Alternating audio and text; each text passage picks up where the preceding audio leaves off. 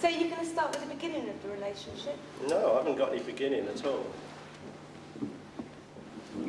The idea is that I used to write things, and I'm going to read from them, and Tracey's going to have a go at me about it. No, actually, the reason... For a change. No, the reason why we're doing this is Billy's recently written a novel called My Fault. In it, there's 3 chapters, which are apparently about me, which a lot of my friends are upset about. Oh. Not me. Not you, no, she's not upset.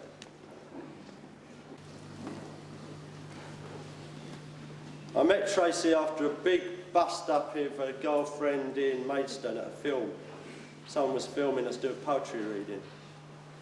I find beer and prop myself in the doorway. So this is Gillingham. What do you know? Some place they've got here, this Gillingham of theirs. Well, well.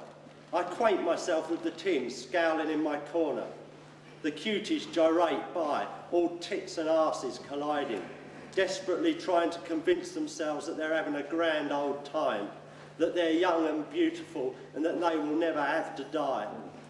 And I want to believe you, my darlings, to become an accomplice to this lie, to drop to my knees and kiss your dimpled thighs and implore you never to move again. Because if you ever leave, dear children, you will have to remember, and to remember, well, it's sad to remember, so sad to have been young, to have been happy.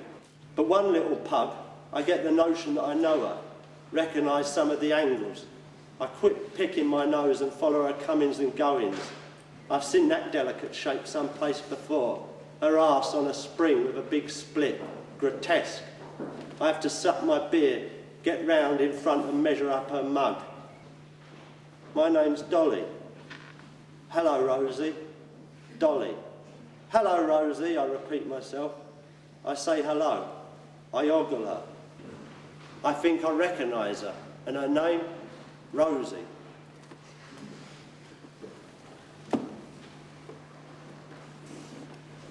You thought I had a humpback, didn't you? Yeah, I thought he actually had a humpback. The whole time I looked at him, I saw this man that had this stooped back like this, and I felt a bit sorry for him. That's why I lied to him about my name, because I was so worried that he'd try to look me up the next day. I didn't have to. No, I know, I woke up with you. There was the Christmas when me and my woman both had gonorrhea, and I had an attack of herpes as well. And because of the pills, we weren't supposed to be drinking. And my brother was there, angry that me and my woman were on the dole, didn't give a damn, and were not sufficiently impressed by his qualifications or the fact that his paintings were selling rather well.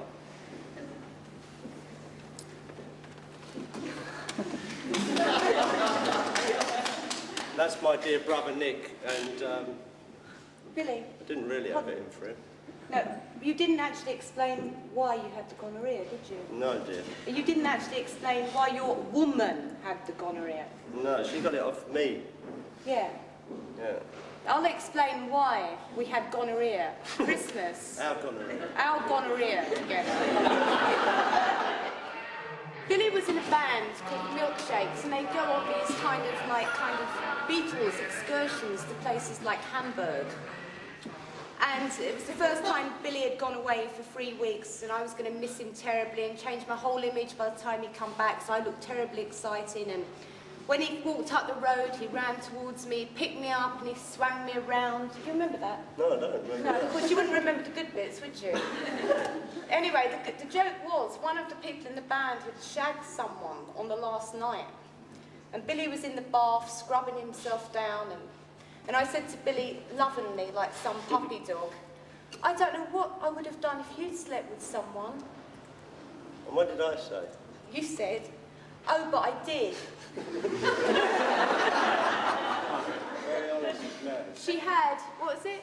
She had a smashed up face. No. Smashed up Toe. toe, sorry. She was a part. Her name was Bernadette. She's a very nice girl. Very nice girl. She was wearing fishnet tights, had a broken nose. No, it's a broken toe. She'd been thrown under a tram by her pimp. That was it. Oh, sorry, I forgot He that tried bit, to kill her. And was it eyes like Maura Hindley or something? Yeah, right, like Maura Hindley. Yeah.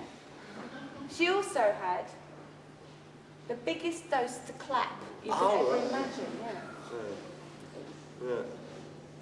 But the curious thing is that I told you that and it didn't seem to bother you. Your love means, or why you think you have a claim on my body and soul.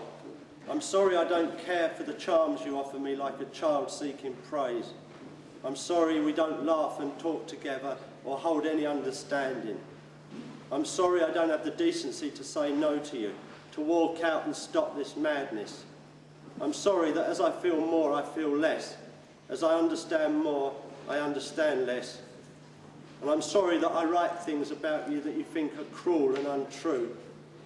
I'm sorry that I'm not eternally grateful for your 36, 20, 36 figure and your mouthful of metal, or that you lift your dress up for me whenever I need it.